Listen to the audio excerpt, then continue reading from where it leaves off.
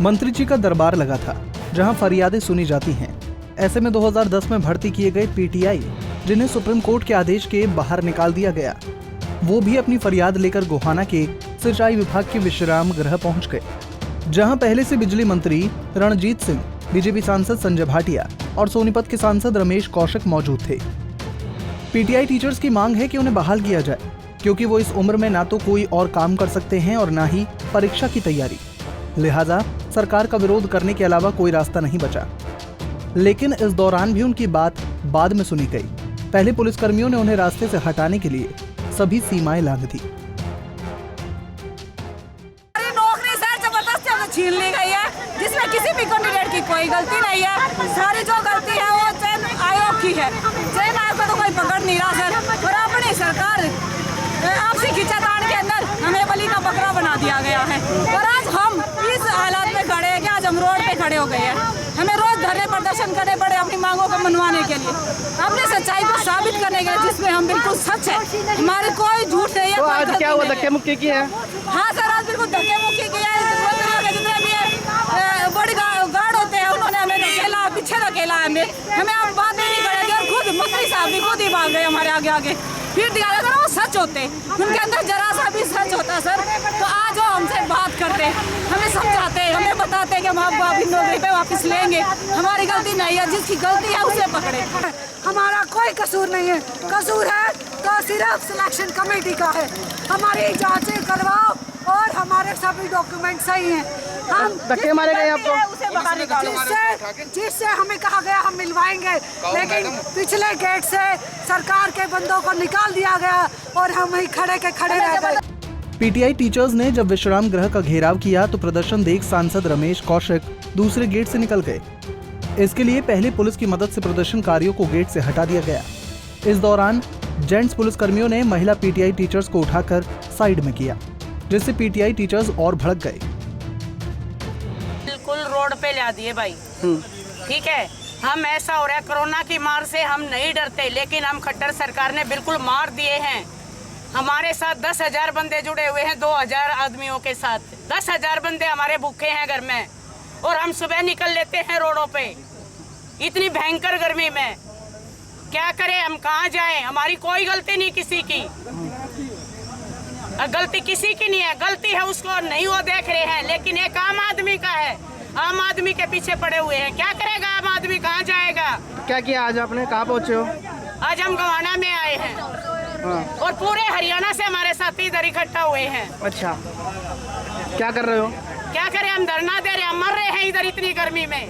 कौन आया हुआ यहाँ पे? इधर कौन आया हमें नहीं पता, कौन आया हुआ है इधर, कौन मर रहे हैं, कौन जी रहा हमें नहीं पता किसी के बारे में। लेकिन आज इनका दिन है, कल हमारा दिन आएगा। ये बाहर हमारी गलियों में आके दिखा देना एक बार, हम इनको खुद देख लेंगे कि ये क्या चीज है, हम क्या चीज है। हमारे साथ पूरा हरियाणा जुड़ा हुआ है। 3 घंटे तक एमपी साहब से मिलने के लिए वहाँ बैठे थे, लेकिन क्या किया, हम लोगों को वहाँ रोक के एमपी साहब चोर दरवाजे से दूसरा दरवाजा खुलवा के और वहाँ से निकल लिया। वहाँ से निकल गए तो हमारे जो साथी थे, जो हमारी बहनें थी, वो गाड़ी के आगे उनसे रिक्वेस्ट कर रहे थे कि सर हम सुबह से यहाँ बैठे हैं, कम से कम हमारी बात तो सुनो। लेकिन हमारे सोनीपत के सांसद, उन्होंने हमारी एक ना सुनी और हमारी महिलाओं को पुलिस वालों ने ऐसे पकड़ पकड़ के यूं फेंक दिया। किसी बहन को 4-5 बहनों को चोट आई हुई है, जो हमारी बहनें चली गई हैं यहाँ से। तो इस तरह से हम सरकार से गुजारिश करते हैं कि एक तरफ तो मोदी जी बेटी बचाओ बेटी पढ़ाओ, और दूसरी तरफ उन बहनों को जो उनके घर में नहीं है, क्या बहन बेटियाँ, उन बहनों को ऐसे फेंक रहे हैं। एक तो नौकरी चले जाने से पीटीआई टीचर पहले ही नाराज थे, ऊपर से सांसद रमेश कौशिक को रास्ते देने के चक्कर में पुलिसकर्मियों ने जिस तरह से महिला टीचर्स के साथ बर्ताव किया, उससे उनकी नाराजगी और भड़क गई। प्रदर्शन ने और जोर पकड़ लिया, क्या तो मंत्री और क्या मुख्यमंत्री। प्रदर्शनकारियों ने सभी के खिलाफ नारेबाजी शुरू कर दी। बवाल बढ़ता देख फिर सांसद संजय भाटिया और मंत्री रणजीत सिंह चौटाला को आखिर में टीचर्स से बात करने सामने आना ही पड़ा। जितने मेरे पीटीआई भाई बहन खड़े हैं, किसी का कोई कसूर नहीं है, मैं कहता हूँ ये बात का किसी का कसूर नहीं है, लेकिन भाई तू मेरे पंगा करेगा अपने कोई बात नहीं, अपने भाई हैं, मैं इनके बीच में रहा हूँ। सुनो, अपना वकील जिसने केस लड़या उसने धमकाओगे, उसने गलत करोगे, मैं थारा वकील हूँ और वकील बन के लड़े हूँ। अगर वकील के साथ भी आपका ऐसा व्यवहार है तो फिर भाई कोई न्याय वाली बात नहीं है। मैं आज भी आपका वकील हूँ, आज भी मैंने बात करी है कि आप मेरे को एक ज्ञापन और बना के दो, एक डेलीगेशन और दो, एक कंप्लेंट दो। आपकी बात बिल्कुल सही है, आपका कसूर नहीं है, कसूर है भर्ती करने वाले का, जिन्होंने उस नॉर्म्स को जानबूझ के 10 बार चेंज करके कभी इंटरव्यू कर दिया, कभी रिटर्न कर दिया। वही बात मैंने कही थी, कही तो मजाक में थी कि माल खाए बांदरी। सुन लो भाई, सुन ले मेरे भाई, मैं केस आपका लड़ रहा हूँ, ज्यादा एक्ट को जानता हूँ। मैंने तब भी मजाक में कही थी, पानीपत अगर किसी ने सुनी हो सारे पानीपत से, मैंने कही थी माल खाए बांदरी और लट खाए रीछ। सांसद संजय भाटिया ने पीटीआई टीचर्स को लाख समझाने की कोशिश की, लेकिन पीटीआई टीचर्स सिर्फ आश्वासन से मानने वाले नहीं थे, वो लगातार नारेबाजी कर रहे थे। जिसके बाद बिजली मंत्री रणजीत सिंह चौटाला ने भी उनकी बातें सुनी और करीब 40 मिनट तक चली बातचीत के बाद टीचर्स शांत हुए।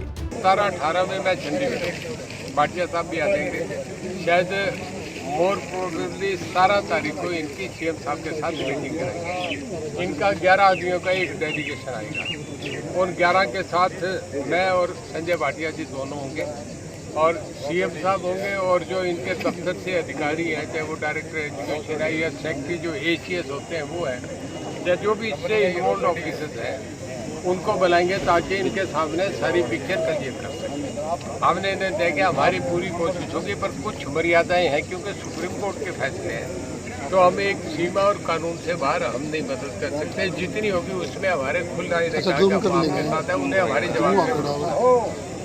चाहे कैबिनेट मंत्री रणजीत सिंह चौटाला हों या फिर सांसद संजय भाटिया, हर कोई सुप्रीम कोर्ट के फैसले की अवमानना न करने की बात कहता दिखाई दिया।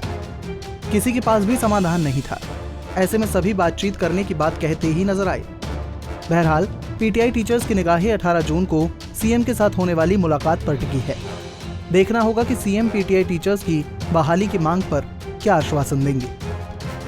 गोहाना से सुनील जिंदल, पंजाब केसरी टीवी।